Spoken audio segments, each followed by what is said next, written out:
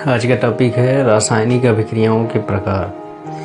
तो पिछले टॉपिक में हम बताए थे रासायनिक अभिक्रिया के बारे में बताए थे। तो अब उसके बाद हम लोग सीखेंगे रासायनिक अभिक्रिया के प्रकार के बारे में। तो रासायनिक अभिक्रिया बहुत प्रकार की होती हैं, उनमें मुख्यतः हम लोग सीखेंगे। तो पहली अभिक्रिया होती है योगात्मक अभिक्रिया। योगात्मक अभिक्रिया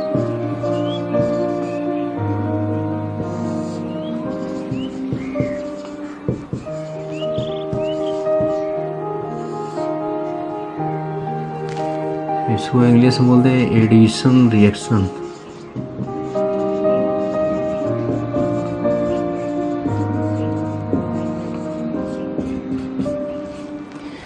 ये इस अभिक्रिया के नाम से ही स्पष्ट है। योगात्मक का मतलब योग हो जाना। जैसे इस परिभाषा इसकी कि वे अभिक्रियाएं जिनमें दो या दो से अधिक पदार्थ मिलकर एक ही पदार्थ बनाते हैं तो योगात्मक अभिक्रिया कहलाती है। जैसे उदाहरण इसमें सल्फर ऑक्सीजन से अभिक्रिया करके सल्फर डाइऑक्साइड गैस बनाती है। दूसरा अभिक्रिया है कैल्शियम ऑक्साइड जल में घुल के कैल्शियम हाइड्रॉक्साइड बनाता है। तीसरा है कार्बन मोनोऑक्साइड क्लोरीन से अभिक्रिया करके कार्बोनिल बनाता है। चौथा उदाहरण इसमें एथिलीन C2H4 हाइड्रोजन से अभिक्रिया करके एथेन बनाता है। यह है योगात्मक अभिक्रिया का उदाहरण। सल्फर को ऑक्सीजन की उपस्थिति में जलाया जाता है तो उससे अभिक्रिया करके सल्फर डाइऑक्साइड बनाती है। इसमें दो पदार्थ हैं, दोनों पदार्थ मिलकर एक पदार्थ बनाते हैं। इसी तरह से दूसरा है कली चूना कैल्शियम ऑक्साइड, इसको जल में घोलते हैं या मिलाते हैं तो उससे अभिक्रिया करके कैल्शियम हाइड्रॉक्साइड बुझा हुआ चूना प्राप्त होता है। ये तीसरा है कार्बन मोनोऑक्साइड CO, ये क्लोरीन में घुल के या उससे विलयित होकर मिलकर COCl2 यानी कार्बोनिल क्लोराइड बनाती है। तो ये भी योगात्मक अभिक्रिया का उदाहरण है। तीसरा है एथिलीन गैस C2H4 को हाइड्रोजन की उपस्थिति में या हाइड्रोजन से अभिक्रिया कराते हैं, निकिल उत्प्रेरक की उपस्थिति में 300 डिग्री सेंटीग्रेड पर गर्म करते हैं तो C2H6 एथेन प्राप्त होता है। तो ये योगात्मक अभिक्रिया कहलाता है। इन सभी उदाहरणों में देखेंगे मुख्यतः दो पदार्थ हैं, दोनों पदार्थ मिलकर एक ही पदार्थ बनाते हैं तो ऐसी अभिक्रिया को योगात्मक अभिक्रिया कहते हैं। फिर अगला अभिक्रिया का प्रकार है प्रतिस्थापन अभिक्रिया।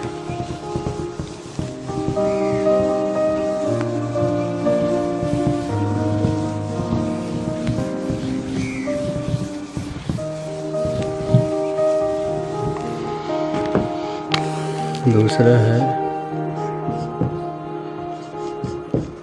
प्रतिस्थापन अभिक्रिया।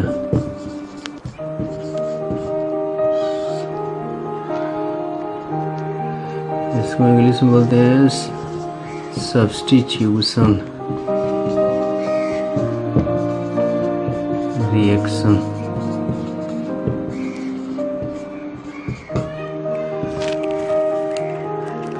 अब ये प्रतिस्थापन अभिक्रिया ऐसी अभिक्रिया में किसी यौगिक के एक अणु के परमाणु या परमाणुओं के समूह के स्थान पर दूसरा परमाणु या परमाणु का समूह आ जाता है तो ऐसी अभिक्रिया को प्रतिस्थापन अभिक्रिया कहते हैं। प्रतिस्थापन का मतलब एक स्थान से दूसरे स्थान हटा देना।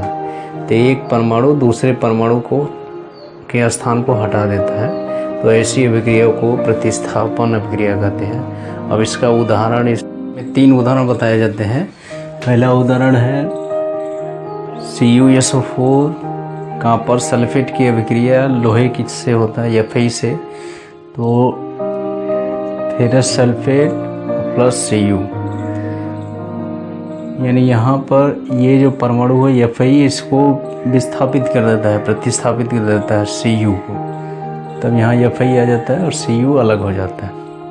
फिर दूसरा है उदाहरण है CH4 यानी मेथेन की अभिक्रिया क्लोरीन से होता है सूर्य के प्रकाश की उपस्थिति में, तब यहाँ CH3Cl methyl chloride plus HCl hydrogen chloride बनता है। तो यहाँ एक क्लोरीन में 2 परमाणु है, Cl2 में क्लोरीन के 2 परमाणु, तो एक परमाणु मेथेन में उपस्थित हाइड्रोजन के एक परमाणु को हटा देता है, विस्थापित कर देता है, उसका स्थान ले लेता है और वहाँ से निकल जाता है, तो CH3Cl बनता है। फिर इसी तरह से C2H5Br यानी एथिल ब्रोमाइड की अभिक्रिया KOH पोटेशियम हाइड्रोक्साइड से होती है, तो C2H5OH ethyl alcohol plus potassium bromide बनता है। तो इसमें भी देखेंगे परमाणु या परमाणुओं का समूह जो OH है, एक परमाणु ब्रोमीन को हटा देता है, उसका स्थान ले लेता है और ब्रोमीन पोटेशियम के साथ जुड़ जाता है, ये अभिक्रिया प्राप्त होती है। तीन अभिक्रियाओं को प्रतिस्थापन अभिक्रिया कहते हैं, यानी वे अभिक्रिया जिसमें किसी पदार्थ के अणु के एक परमाणु या परमाणुओं के समूह दूसरे परमाणु या परमाणु के समूह का स्थान ग्रहण कर लेते हैं, तो प्रतिस्थापन अभिक्रिया कहलाती है। अब इसके बाद आगे अभिक्रिया के प्रकार है। तीसरा प्रकार है अनुत्क्रमणीय अभिक्रिया, इररिवर्सिबल रिएक्शन, यानी वह अभिक्रिया जो केवल एक ही दिशा में संपन्न होती है, अर्थात अभिकारक से उत्पाद बने फिर उत्पाद से अभिकारक नहीं बने, यानी एक ही दिशा में बने, उत्पाद से अभिकारक प्राप्त होना संभव न हो, तो ऐसी अभिक्रियाओं को अनुत्क्रमणीय अभिक्रिया कहते हैं। अब इसमें चार उदाहरण लिया गया है। पहले लिया है KClO3 पोटेशियम क्लोरेट, इसको बोलते हैं। पोटेशियम क्लोरेट को गर्म किया जाता है, पोटेशियम क्लोराइड और ऑक्सीजन में बदल जाता है, तो ये उत्पाद हो गया। अब ये दोनों जोड़ के पुनः ये नहीं बनाते हैं, यानी ये अभिक्रिया बस केवल एक दिशा में चलती है, तीर की दिशा में चलती है, तो ऐसी अभिक्रिया को अनुत्क्रमणीय अभिक्रिया कहते हैं। दूसरा उदाहरण है बेरियम क्लोराइड की अभिक्रिया सोडियम सल्फेट से होती है, तो बेरियम सल्फेट और सोडियम क्लोराइड बनता है, यानी इन दोनों अभिकारक से ये दो उत्पाद बनते हैं, लेकिन इन दोनों उत्पादों से के मिलने से ये नहीं बनते हैं, केवल एक ही दिशा में संभव हो, तो इस अभिक्रिया को अनुत्क्रमणीय अभिक्रिया कहते हैं।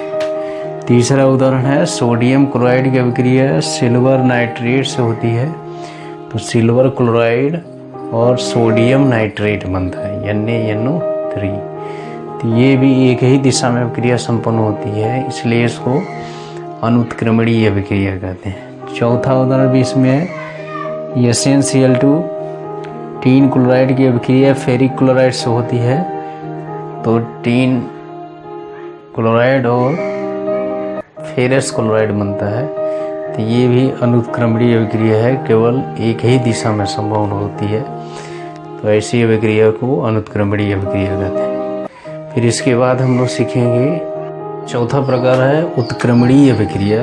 अनुत्क्रमणीय अभिक्रिया का व्युत्क्रम होता है, जिसको इंग्लिश में बोलते हैं रिवर्सिबल रिएक्शन, यानी वह अभिक्रिया जो दोनों दिशाओं में संभव हो, अर्थात अभिकारक से उत्पाद बने फिर उत्पाद से अभिकारक प्राप्त हो जाए, तो ऐसी अभिक्रिया को उत्क्रमणीय अभिक्रिया कहते हैं। इसमें उदाहरण है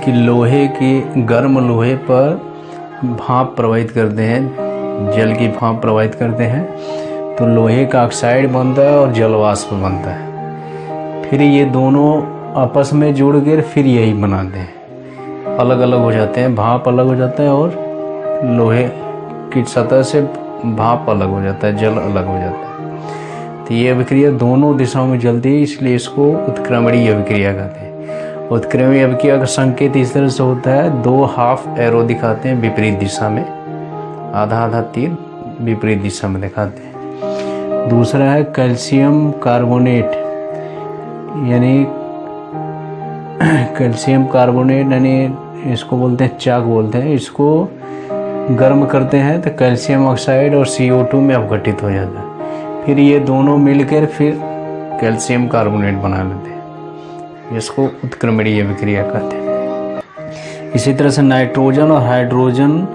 की अभिक्रिया होती है तो अमोनिया गैस बनती है, फिर अमोनिया विघटित होकर फिर ये अभिकारक प्राप्त कर देती है। चौथा उदाहरण है NH4Cl अमोनियम क्लोराइड, इसको नवसादर भी बोला जाता है। इसको गर्म करते हैं तो अमोनिया गैस बनता है और HCl बनता है, फिर ये दोनों आपस में जुड़ के फिर नवसादर बना लेते हैं। तो ये अभिक्रिया दोनों दिशाओं में चलती रहती है। PCl5 पेंटा फास्फोरस पेंटाक्लोराइड, ये भी अपघटित होकर फास्फोरस ट्राइक्लोराइड और क्लोरीन में बदल जाता है, फिर ये दोनों आपस में जुड़ के फिर फास्फोरस पेंटाक्लोराइड बना देते हैं। आगे छठवां उदाहरण है CH3COOH, इसको बोलते हैं एसिटिक अम्ल की अभिक्रिया C2H5OH एथिल अल्कोहल से होती है। ये एस्टर बनता है, इसको एथिल एसीटेट बोलते हैं। CH3COO C2H5 और जल बनता है, और ये फिर दोनों मिलके फिर ये दोनों पदार्थ एसिटिक अम्ल और एथिल अल्कोहल बनाते हैं। तो ऐसी अभिक्रिया को उत्क्रमणीय अभिक्रिया कहते हैं। अब ये अभिक्रिया दोनों दिशाओं में चलती है, इसलिए ये अभिक्रिया का जो समय अवधि होता है वो अधिक होता है, अपेक्षाकृत अधिक होता है। और कुछ विशेष स्थितियों में इनको अनुत्क्रमणीय करने के लिए उनमें पदार्थों की अवस्थाओं, ताप इत्यादि में परिवर्तन करते हैं, कुछ विशेष स्थितियाँ लाते हैं, तब जाके ये अभिक्रिया एक दिशा में संपन्न होती है, अन्यथा दोनों अभिक्रिया दोनों दिशाओं में चलती रहती है। अब इसके बाद आगे अभिक्रिया है, पांचवी अभिक्रिया है अपघटन अभिक्रिया। इंग्लिश में इसको बोलते हैं डीकम्पोजिशन रिएक्शन, यानी वह अभिक्रिया जिसमें पदार्थ का अपघटन हो जाता है, पदार्थ अपघटित होकर दो या दो से अधिक भागों में विभाजित हो जाता है, वैसी अभिक्रिया को अपघटन अभिक्रिया कहते हैं। जैसे उदाहरण है इसमें पोटेशियम क्लोराइड KClO3 को जब गर्म किया जाता है, ऊष्मा दी जाती है, तो पोटेशियम क्लोराइड और ऑक्सीजन में बदल जाता है, यानी एक पदार्थ दो भाग में विभाजित हो गया, इसको अपघटन अभिक्रिया कहते हैं। इसी तरह से फेरस सल्फेट को गर्म किया जाता है, ऊष्मा दिया जाता है, तब यह 3 भागों में विभाजित हो जाता है, ferric oxide, sulphur dioxide, sulphur trioxide, 3 भागों में बदलता है। तो इस अभिक्रिया को अपघटन अभिक्रिया कहते हैं। ये मुख्यतः ये जो अभिक्रिया होती हैं ऊष्मा के प्रभाव के कारण होती हैं, यानी इनमें पदार्थों को गर्म किया जाता है, इसलिए इन अपघटन अभिक्रियाओं को ऊष्मीय अपघटन अभिक्रिया भी कहते हैं। थर्मल डीकम्पोजिशन रिएक्शन भी कहा जाता है इन अभिक्रियाओं को। फिर इसके बाद अगली अभिक्रिया है, छठवीं अभिक्रिया है वियोजन अभिक्रिया, इसको इंग्लिश में बोलते हैं डिसोसिएशन रिएक्शन। अब वियोजन अभिक्रिया किसे कहते हैं कि वे अभिक्रिया जिसमें कोई पदार्थ दो या दो से अधिक पदार्थों में वियोजित हो जाता है, अलग अलग हो जाता है, उस अभिक्रिया को वियोजन अभिक्रिया कहते हैं। इसी तरह से जो अपघटन अभिक्रिया थी उसमें भी यही होता था, लेकिन जो वियोजन अभिक्रिया है वह उत्क्रमणीय अभिक्रिया होती है, और जो अपघटन अभिक्रिया होती है वह अनुत्क्रमणीय अभिक्रिया होती है। यही दोनों में अंतर पाया जाता है। जैसे फास्फोरस पेंटाक्लोराइड वियोजित हो जाता है फास्फोरस ट्राइक्लोराइड और क्लोरीन में, तो ऊष्मा के प्रभाव कारण ऐसा होता है, और ये दोनों पदार्थ बनते हैं, फिर ये दोनों बन के ये PCl5 बना देंगे। तो ऐसी अभिक्रिया को वियोजन अभिक्रिया कहते हैं।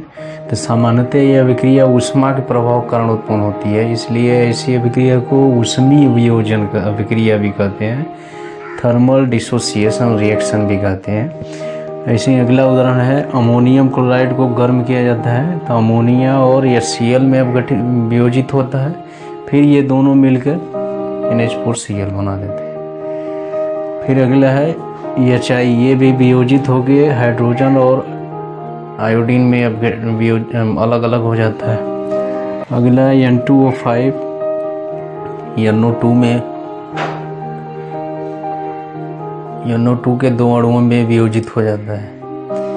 तीसरे से अपघटन और वियोजन में बस एक ही अंतर है कि अपघटन अभिक्रिया अनुत्क्रमणीय होती हैं और वियोजन अभिक्रिया उत्क्रमणीय होती हैं। दोनों अभिक्रियाओं में समानता यह है कि दोनों अभिक्रियाएं सामान्यतः ऊष्मा के प्रभाव कारण उत्पन्न होती हैं, इसलिए इनको ऊष्मीय अपघटन और ऊष्मीय वियोजन अभिक्रिया कहते हैं। फिर इसके बाद अगली 7वीं अभिक्रिया है उभय अपघटन अभिक्रियाएं, डबल डीकम्पोजिशन रिएक्शन, यानी ऐसी अभिक्रिया जिसमें यौगिकों के आयनों अथवा उनके परमाणुओं के बीच अदला बदली होती है, विनिमय होता है, एक्सचेंज होता है, वैसी अभिक्रियाओं को उभय अपघटन अभिक्रिया कहते हैं। जैसे AgNO3 की अभिक्रिया NaCl से होगी, सिल्वर नाइट्रेट की अभिक्रिया सोडियम क्लोराइड से होती है। तब इसमें आयनों की अदला बदली होती है कि जो सिल्वर होता है वह सोडियम के यहाँ चला जाता है, सोडियम NO3 के साथ चला जाता है। तब यहाँ ये सोडियम के साथ जाएगा, जो सिल्वर है वह क्लोरीन के साथ चला जाएगा और जो सोडियम है वह Na3 के साथ जुड़ जाएगा, आपस में अदला बदली हो जाती है तो नया पदार्थ बनता है AgCl NaNO3। ऐसी अभिक्रिया को उभय अपघटन अभिक्रिया कहते हैं। उसी तरह से दूसरा उदाहरण है CH3COOH एसिटिक अम्ल, NaOH sodium hydroxide, sodium acetate CH3COONA और HOH यानी जल। तो यहाँ जो CH3 है आयनों का अदला बदली होता है, Na जो होता है इसके साथ चला जाता है, या जो H है वो H के साथ जुड़ जाता है और जो सोडियम है वह CH3COO के साथ जुड़ जाता है। तब यहाँ बनता है CH3COONA और HOH जल बन जाता है। तीन अभिक्रियाओं को उभय अपघटन अभिक्रिया कहते हैं, यानी ऐसी अभिक्रिया जिसमें यौगिकों के आयनों और परमाणुओं के बीच परस्पर अदला बदली होती है, विनिमय होती है, वैसी अभिक्रिया को उभय अपघटन अभिक्रिया कहते हैं। अगली 8वीं अभिक्रिया है ऊष्मा क्षेपी तथा ऊष्मा शोषी अभिक्रिया, एक्सोथर्मिक एंड एंडोथर्मिक रिएक्शन। अब वो ऊष्मा क्षेपी का मतलब वह अभिक्रिया जो अभिक्रिया संपन्न होने के बाद ऊष्मा उत्पन्न करे या उसमें से ऊष्मा उत्पन्न हो या ऊष्मा ऊर्जा निर्मुक्त हो, ऐसी अभिक्रिया को ऊष्मा क्षेपी अभिक्रिया कहते हैं। इसके विपरीत ऊष्मा शोषी अभिक्रिया ऐसी अभिक्रिया जिसको संपन्न करने के लिए ऊष्मा अवशोषित हो या ऊष्मा की आवश्यकता हो या ऊष्मा उसमें खर्च की जाए, तो ऐसी अभिक्रिया को ऊष्मा शोषी अभिक्रिया कहते हैं। अब उदाहरण इसमें ऊष्मा क्षेपी अभिक्रिया का कि हाइड्रोजन गैस अवस्था में और ऑक्सीजन गैस अवस्था में दोनों की जब अभिक्रिया होती है, संपन्न होती है, तो जल के अणु बनता है। उसके साथ साथ इतनी ऊर्जा उसमें प्राप्त होती है, हमको निकलती है 136.8 किलो कैलोरी ऊर्जा प्राप्त होती है। तो ऐसी अभिक्रिया को ऊष्मा क्षेपी अभिक्रिया कहते हैं। इसी तरह कार्बन ग्रेफाइट पर की अभिक्रिया ऑक्सीजन से कराई जाती है तो कार्बन डाइऑक्साइड बनता है, या ग्रेफाइट को ऑक्सीजन के साथ गर्म किया जाता है तो CO2 बनता है, CO2 गैस, और उसके साथ 94 किलो कैलोरी ऊर्जा उत्पन्न होती है। ऐसी अभिक्रिया को ऊष्मा क्षेपी अभिक्रिया कहते हैं। इसके विपरीत ऐसी अभिक्रिया जिसमें ऊष्मा की आवश्यकता हो या खर्च हो तो उसे ऊष्मा शोषी अभिक्रिया कहते हैं। जैसे नाइट्रोजन और ऑक्सीजन दोनों गैसें 42 किलो कैलोरी ऊष्मा के साथ गर्म की जाती हैं, तब NO2 यानी इनके ऑक्साइड बनते हैं, NO गैस बनती है, नाइट्रस ऑक्साइड गैस बनती है। इसी तरह से दूसरा है PCl5, फास्फोरस पेंटाक्लोराइड को जब गर्म किया जाता है तभी यह फास्फोरस ट्राइक्लोराइड और क्लोरीन गैस में वियोजित होती है। फिर इसके बाद तीसरा है कार्बन ठोस अवस्था में जल के साथ गैसीय अवस्था में वाष्प के साथ भाप के साथ गर्म किया जाता है 131.4 किलो कैलोरी पर, तब जाके कार्बन मोनोऑक्साइड और H2 गैस का मिश्रण प्राप्त होता है। यह एक ईंधन का कार्य करता है, ये दोनों मिश्रण। ये अभिक्रिया कहलाती है उष्मा शोषी अभिक्रिया कहती है। यानी सीधे सीधे कहने का मतलब ऊष्माक्षेपी अभिक्रिया में अभिक्रिया के बाद स्वतः ऊष्मा उत्पन्न होगी, और ऊष्मा शोषी अभिक्रिया में अभिक्रिया संपन्न कराने के लिए ऊष्मा ऊर्जा की आवश्यकता पड़ती है या ऊर्जा उसमें सप्लाई किया जाता है। फिर इसके बाद आगे वही अभिक्रिया और अंतिम अभिक्रिया है उपचयन और अपचयन अभिक्रिया, ऑक्सीडेशन एंड रिडक्शन अभिक्रिया। रिएक्शन अब उपचयन को ऑक्सीकरण भी कहा जाता है और अपचयन को रिडक्शन कहा जाता है। अब ये अभिक्रिया होती है कि ये ऑक्सीकरण की वह अभिक्रिया जिनमें पदार्थ में ऑक्सीजन की वृद्धि होती है उसको ऑक्सीकरण अभिक्रिया या उपचयन अभिक्रिया कहते हैं। वे अभिक्रिया जिनमें ऑक्सीकरण का ह्रास होता है, ऑक्सीजन का ह्रास होता है, उसको अपचयन अभिक्रिया करते हैं, रिडक्शन रिएक्शन करते हैं। जैसे उदाहरण इसमें कि कॉपर को ऑक्सीजन के साथ गर्म किया जाता है तो कॉपर का ऑक्साइड बनता है, यानी ऑक्सीजन की यहाँ वृद्धि हो रही है, तो ऐसी अभिक्रिया को उपचयन अभिक्रिया या ऑक्सीकरण अभिक्रिया कहते हैं। इसको उपचयन अभिक्रिया कहेंगे, पहला वाला। फिर दूसरा, कॉपर के ऑक्साइड को हाइड्रोजन के साथ गर्म किया जाता है तो कॉपर और जलवाष्प बनता है। तो यहाँ इस पदार्थ में ऑक्सीजन का ह्रास हो रहा है, इधर ऑक्सीजन हट जा रहा है यहाँ इससे, तो इसी अभिक्रिया को बोलते हैं अपचयन अभिक्रिया या रिडक्शन रिएक्शन बोलते हैं। अब इसमें भी देखेंगे कि कार्बन के साथ जिंक के ऑक्साइड की अभिक्रिया होगी तो जिंक बनता है कार्बन मोनोऑक्साइड। तो यहाँ ऑक्सीजन इस पदार्थ से हट जाता है, तो इसमें देखेंगे इस वाली अभिक्रिया में तो ऑक्सीजन में वृद्धि हो रहा है, तो ऑक्सीकरण अभिक्रिया या उपचयन अभिक्रिया कहेंगे। इसमें ऑक्सीजन का ह्रास हो रहा है इसलिए इसको अपचयन अभिक्रिया कहते हैं। फिर आगे बता दें कि वे अभिक्रिया जिनमें ऑक्सीकरण और अपचयन या उपचयन और अपचयन दोनों एक साथ संपन्न होती है, तो वैसी अभिक्रिया को ऑक्सीकरण अपचयन अभिक्रिया या रिडॉक्स रिएक्शन भी कहते हैं, रिडॉक्स अभिक्रिया भी कहते हैं। जैसे ये तीसरा उदाहरण इसमें है कि ये जिंक ऑक्साइड में ऑक्सीजन है, इधर जिंक अकेला हो गया, यानी ऑक्सीजन में यह ह्रास हो रहा है, और यहाँ कार्बन मोनोऑक्साइड में देखेंगे ऑक्सीजन में वृद्धि हो रहा है। तो ऑक्सीजन में वृद्धि हो रहा है तो इसको उपचयन बोलेंगे, उपचयन अभिक्रिया। इस वाले अभिक्रिया को बोलेंगे अपचयन अभिक्रिया। और इस तरह से ये अभिक्रिया में दोनों क्रियाएं साथ साथ संपन्न हो रही हैं, इसलिए इसको रिडॉक्स अभिक्रिया भी कहते हैं, रिडॉक्स अभिक्रिया।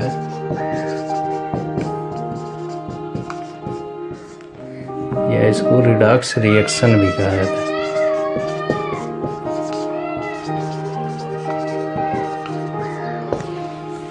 इस तरह से हम लोग आज सीखे रासायनिक अभिक्रियाओं के प्रकार। तो कुल रासायनिक अभिक्रियाओं के 9 प्रकार थे। अब इसके बाद अगले टॉपिक बताया जाए।